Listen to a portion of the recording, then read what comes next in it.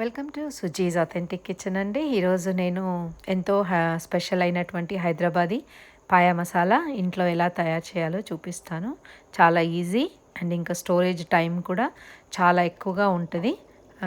ఒక కప్పు ధనియాలు తీసుకున్నాను నేను. ఈ ధనియాలని మీరు ఎంత మెజర్ వేస్తారో దానికి తగ్గట్టుగా కూడా నేను వాటిని చెప్తాను.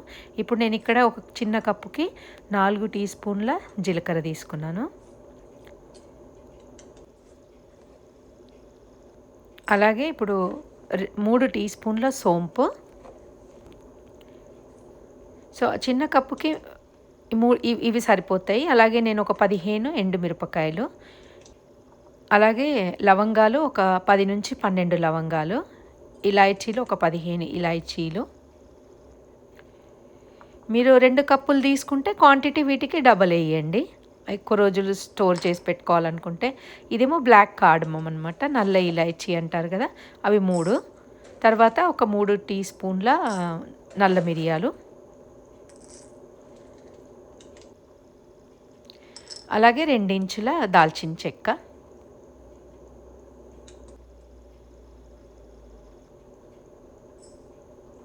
ఇదేమో షాయి జీరా, ఒక 3 టీ స్పూన్ల షాయి జీరా తీసుకోండి. ఇప్పుడు అలాగే ఒక 3 టీ స్పూన్ల గసగసాలు,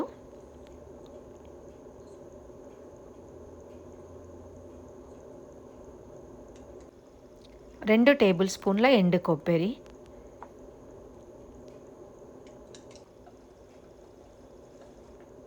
ఇప్పుడు దగ్గడక పూలు అంటారు కదా, ఇది ఒక పెద్దగా 4 క్యూబ్స్ అనేది అట్లా తీసుకోండి నేను చూపించే రీతిగా. అలాగే ఒక 5 బే లీఫ్, మన భోజవార ఆకు, ఎండిన అల్లం ముక్కలు 3. ఇప్పుడు ముందుగా మనము ప్యాన్లోకి ఎండు కొబ్బరిని మంచిగా దాన్ని రోస్ట్ చేసుకుందాము, వేయించుకుందాము. ఎందుకంటే కొంచెం లైట్ బ్రౌన్ కలర్, అన్నీ కూడా ఎక్కువగా డార్క్ అవ్వాల్సిన అవసరం లేదు. లైట్ బ్రౌన్ కలర్ ఇగో ఇలా వస్తే చాలు. వీటిని అలా ఫ్రై అయిన తర్వాత బౌల్లోకి షిఫ్ట్ చేసుకోండి. ఇప్పుడు అలాగే అదే ప్యాన్లోకి గసాలను కూడా అట్లానే ఫ్రై చేసుకోండి, మంచిగా ఫ్రై చేయండి లైట్ బ్రౌన్ కలర్ వచ్చేంత వరకు. అయితే ఈ మసాలాని మీరు కనీసం ఎంత లేదన్నా కూడా ఒక 6 మంత్స్, మినిమం 3 మంత్స్ అయితే దాన్ని స్టోర్ చేయొచ్చు. ఎక్కువ రోజులు స్టోర్ చేసినా కూడా ఏమాత్రం కూడా టేస్ట్లో డిఫరెన్స్ రాదండి, చాలా ఆథెంటిక్గా ఉంటుంది. ఇప్పుడు ధనియాలని కూడా మంచిగా రోస్ట్ చేసుకోండి. అలాగే ధనియాలు వేసినప్పుడు దాంట్లో ఇవన్నీ కూడా వేసుకుందాము, ఇలాచీలు, లవంగాలు, నల్ల మిరియాలు, మరియు జీలకర్ర, తర్వాత షాయి జీరా, చెక్క, అది బ్లాక్ కార్డమమ్, భోజవార ఆకు,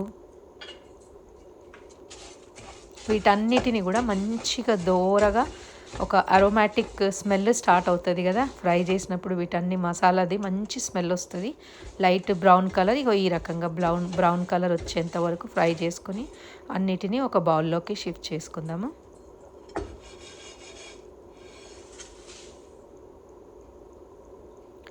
ఇప్పుడు అదే ప్యాన్లోకి ఎండుమిరపకాయలని, ఎందుకంటే ఎండుమిరపకాయలు చాలా తొందరగా వేగిపోతాయి కాబట్టి వాటిని సపరేట్గా ఫ్రై చేసుకోవాలి. ఎండుమిరపకాయలని, అలాగే అల్లంని, తర్వాత దాల్చిన చెక్క ముక్కల్ని కూడా అందులోనే వేసుకొని చక్కగా కొంచెం మంచి లైట్ డార్క్ కలర్ వచ్చేంత వరకు వాటన్నిటిని అట్లా ఫ్రై చేసుకోండి. అల్లం అయితే కలర్ చేంజ్ ఏం అవ్వదు, అలానే ఉంటుంది. ఎండుమిరపకాయలు, దాల్చిన చెక్క మాత్రమే కొంచెం మంచిగా రోస్ట్ అయిపోతాయి, పర్వాలేదు, అల్లం ముక్క బ్రౌన్ అవ్వాల్సిన అవసరం లేదు.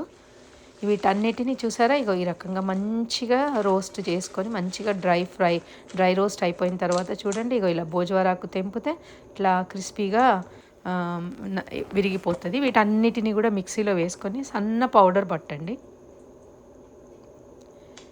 ఇదో ఈ రకంగా మంచిగా సన్నగా పౌడర్ అయిపోతే చాలు.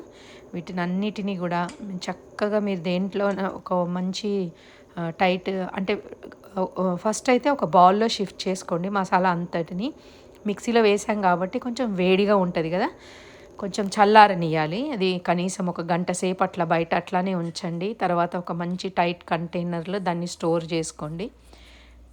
స్టోర్ చేసుకొని మీరు ఎప్పుడు పాయ చేసినా కూడా పాయ లెగ్స్ మీరు చేసినప్పుడు దీన్ని ఒక 2.5 టీ స్పూన్లు వేస్తే సూపర్ అరోమాటిక్గా వస్తుందండి. చాలా బాగుంటుంది, ట్రై చేయండి.